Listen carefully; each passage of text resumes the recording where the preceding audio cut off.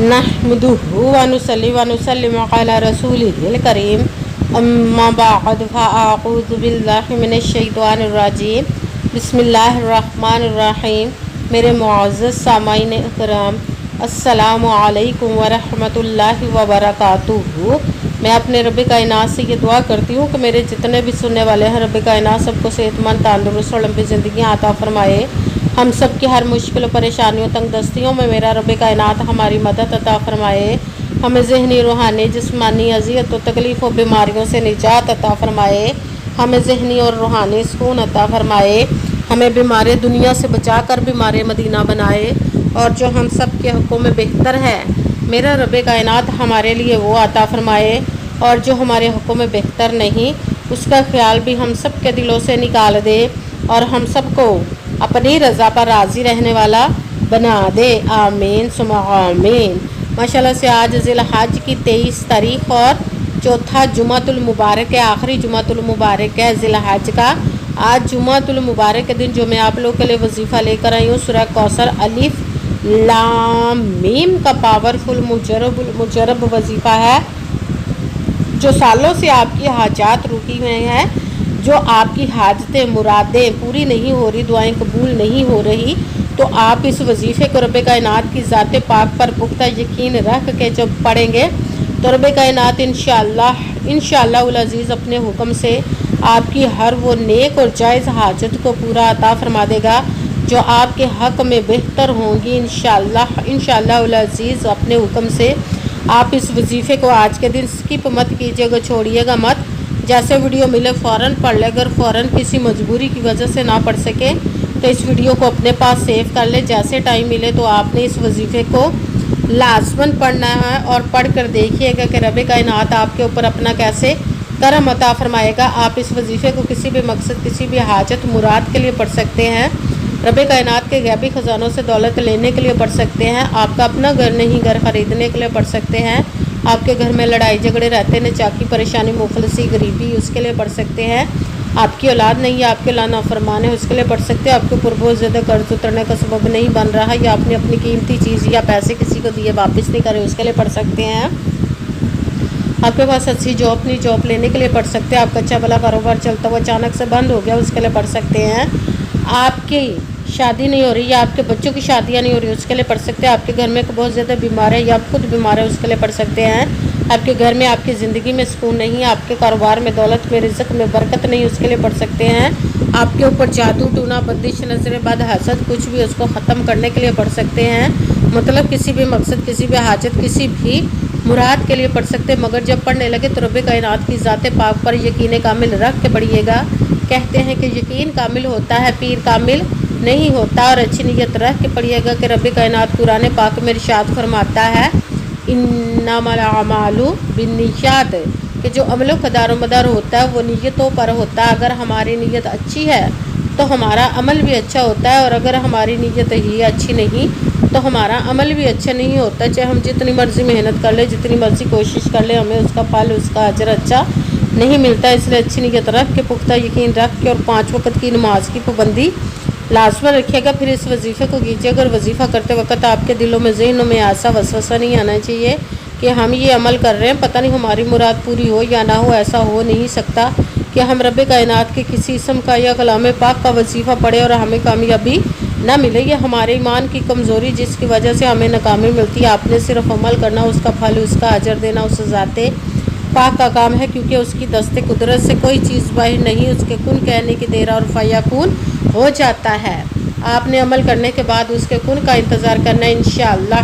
इंशाअल्लाह उल अज़ीज़ अपने हुक्म से आपकी तकदीर के बाद तालों को खोल देगा, नसीब के सितारों को चमका देगा, आपकी ज़िंदगी में ऐसे ऐसे मोजज़े अता फरमाएगा कि आप खुद देखकर हैरान रह जाएंगे। आपको कभी किसी चीज़ की कमी नहीं रहेगी इंशाअल्लाह उल अज़ीज़ उसके हुक्म से। अगर वीडियो अच्छी लगे तो इसको लाइक ज़रूर कीजिए, अगर आगे भी शेयर कर दीजिएगा ताकि किसी दूसरे को हमारी वजह से फ़ायदा पहुँचे, तो हमारे लिए सदका जारिया बन जाए। जो नए हैं इस चैनल को सब्सक्राइब कर ले, बेल आइकन को भी दबा ले, تاکہ میری اگلی آنے والی ویڈیو آپ تک پہنچ سکے۔ اگر کوئی مجھ سے کسی مسئلے کے بارے میں استخارہ کروانا چاہتے، کسی کام کا حساب لگوانا چاہتے، کسی کام کے لیے وظیفے کو پوچھنا چاہتے ہوں یا قرآن پاک آن لائن پڑھنا چاہتے، محفل میلاد النبی کے لیے بلوانا چاہتے تو واٹس ایپ کا نمبر ویڈیو پر چل رہا ہے، آپ لوگ مجھ سے رابطہ کر سکتے ہیں۔ اگر میرے بھائی یا بزرگ مجھ سے رابطہ کرنا چاہتے ہو تو واٹس ایپ پر وائس میسیج کر کے اپنا مسئلہ بتا سکتے ہیں۔ اگر بہنیں یا مائیں مجھ سے رابطہ کرنا چاہتی ہوں تو واٹس ایپ پر وائس کال کر کے مجھ سے بات کر سکتی ہیں، اپنا مسئلہ بتا سکتے ہیں۔ آپ نے وظیفہ کرنے سے پہلے کمنٹس میں اپنا نام، جہاں آپ رہتے ہو، جگہ کا نام اور اللہ پاک کا ایک نام ضرور لکھنا ہے تاکہ میں بھی آپ لوگوں کے لیے دعا کر سکوں، اور پھر وظیفے کی بھی آپ لوگوں کو اجازت مل جائے گی۔ آپ نے وظیفہ کرنے سے پہلے پوری ویڈیو کو دھیان کے ساتھ سن کے سمجھ کے پھر وظیفے کو کرنا، ایسا نہ ویڈیو کو سکپ کر کے چھوڑ کے سنیں اور پھر کوئی بات رہ جائے اور آپ وظیفہ کریں، ٹھیک نہ ہو۔ آپ نے نہ تو کسی عمل میں کم کر کے پڑھنا، نہ زیادہ بڑھا کر پڑھنا ہے۔ اگر کم یا زیادہ کر دیتے تو وہ ہمارا وظیفہ ٹھیک نہیں ہوتا، ہمیں کامیابی نہیں ملتی۔ اس لیے آپ نے مکمل وظیفہ جس تعداد اور جس ترتیب کے ساتھ میں بتانے لگی، اسی تعداد اور اسی ترتیب کے ساتھ آپ نے اس عمل کو پڑھنا ہے۔ آپ اس عمل کو آج کے دن کسی بھی جگہ پر بیٹھ کر پڑھ سکتے، گھر میں، آفس، مدرسہ، یونیورسٹی، کالج، شاپ پہ، مگر جب پڑھنے لگے تو بالکل خاموشی، توجہ، سکون کے ساتھ پڑھنا۔ وظیفے کے درمیان نہ تو آپ نے کسی سے بات کرنی، نہ اٹھنا، نہ فون استعمال کرنا۔ اگر ہم وظیفے کے درمیان کسی سے بات کر لیتے یا اٹھ جاتے تو وہ ہمارا وظیفہ ٹھیک نہیں ہوتا، ہمیں کامیابی نہیں ملتی۔ اس لیے آپ نے مکمل وظیفہ پڑھنے کے بعد کسی سے بات کرنی، اٹھنا یا کہ فون استعمال کرنا ہے۔ آپ اس عمل کو آج کے دن کسی بھی وقت پڑھ سکتے، کسی بھی نماز کے ساتھ پڑھ سکتے، نماز کے علاوہ بھی پڑھ سکتے ہیں۔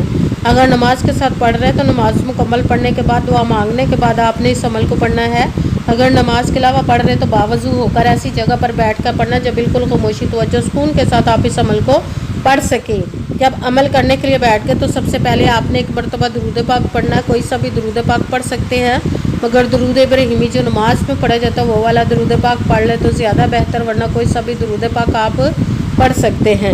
درود پاک پڑھنے کے بعد آپ نے ایک مرتبہ اعوذ باللہ من الشیطان الرجیم بسم اللہ الرحمن الرحیم پڑھ کر اپنے مقصد کی نیت کر لینی، جس کے لیے آپ اس عمل کو پڑھنے لگے۔ پھر پہلے نمبر پر جو آپ نے وظیفہ پڑھنا وہ رب کائنات کے 2 اسم مبارک کو ملا کر پڑھیں گے تو ایک گنا جائے گا، وہ ہے یا حی یا قیوم، یا حی یا قیوم، یا حی یا قیوم، یا حی یا قیوم، یا حی یا قیوم، یا حی یا قیوم، یا حی یا قیوم۔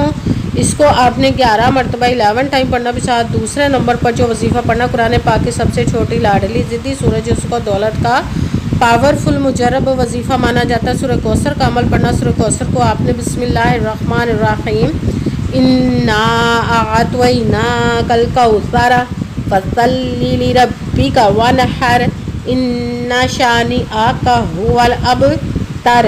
بسم اللہ الرحمن الرحیم انا اعطیناک الکوثر فصلی لربک وانحر ان شانئک ھو الابتر۔ سورہ کوثر کو آپ نے 7 مرتبہ 7 ٹائم پڑھنا۔ ساتھ تیسرے نمبر پر جو وظیفہ پڑھنا ہے وہ ہے الف لام میم۔ یہ حروف مقطعات میں سے بھی ہے، اس کو لوح قرآنی بھی کہتے ہیں۔ قرآن پاک کی سب سے پہلے جو سورۃ بقرہ اس کا پہلی آیت مبارکہ ہے الف لام میم، الف لام میم، الف لام میم، الف لام میم، الف لام میم، الف لام میم۔ اس کو آپ نے 11 مرتبہ 11 ٹائم پڑھنا ہے۔ سب سے پہلے ایک مرتبہ درود پاک پڑھا، پھر ایک مرتبہ اعوذ باللہ من الشیطان الرجیم بسم اللہ الرحمن الرحیم پڑھ کر اپنے مقصد کی نیت کر لینی، جس کے لیے آپ اس عمل کو پڑھنے لگے۔ پھر پہلے نمبر پر جو آپ نے وظیفہ پڑھنا وہ رب کائنات کے 2 اسم مبارک کو ملا کر پڑھیں گے تو ایک گنا جائے گا، وہ ہے یا حی یا قیوم۔ اس کو آپ نے 11 مرتبہ 11 ٹائم پڑھنے کے ساتھ دوسرے نمبر پر جو وظیفہ پڑھنا قرآن پاک کی سورۃ کوثر کا پڑھنا۔ سورۃ کوثر کو آپ نے بسم اللہ الرحمن الرحیم انا اعطیناک الکوثر فصلی لربک وانحر ان شانئک ھو الابتر۔ تارے سورہ کوثر کو آپ نے 7 مرتبہ 7 ٹائم پڑھنا، پھر ساتھ تیسرے نمبر پر جو وظیفہ پڑھنا ہے وہ قرآن پاک کی آیت مبارکہ کا ہے، وہ ہے سورہ بقرہ کی آیت کا، لوح قرآنی کا بسم الف لام میم، اس کو آپ نے 11 مرتبہ 11 ٹائم پڑھنا، پھر وہی درود پاک پڑھنا جو درود پاک آپ نے وظیفہ شروع کرنے سے پہلے پڑھا تھا۔ جب درود پاک پڑھ لیا، اب آپ کا وظیفہ مکمل ہو گیا، اب آپ نے دونوں ہاتھوں کو رب کائنات کی بارگاہ اقدس میں بلند کر لینا۔ سب سے پہلے اپنے گناہوں کی بخشش کی دعا مانگنی، پھر جس مقصد جس حاجت کے لیے آپ نے اس عمل کو کیا اس کی خوب دعا کیجیے گا، اور دعاؤں میں مجھے بھی یاد رکھیے گا، میرے لیے بھی دعا کیجیے گا۔ جزاک اللہ خیرہ۔ جس مقصد جس حاجت کے لیے آپ نے اس عمل کو کیا، رب کائنات اپنے حکم سے، اپنے پیارے محبوب کے صدقہ سے، اپنے کلام پاک اور اس میں مبارک کے صدقے آپ کی تمام نیک اور جائز حاجات کو قبول و منظور عطا فرمائے انشاءاللہ العزیز اپنے حکم سے، آمین ثم آمین۔ السلام علیکم ورحمۃ اللہ وبرکاتہ۔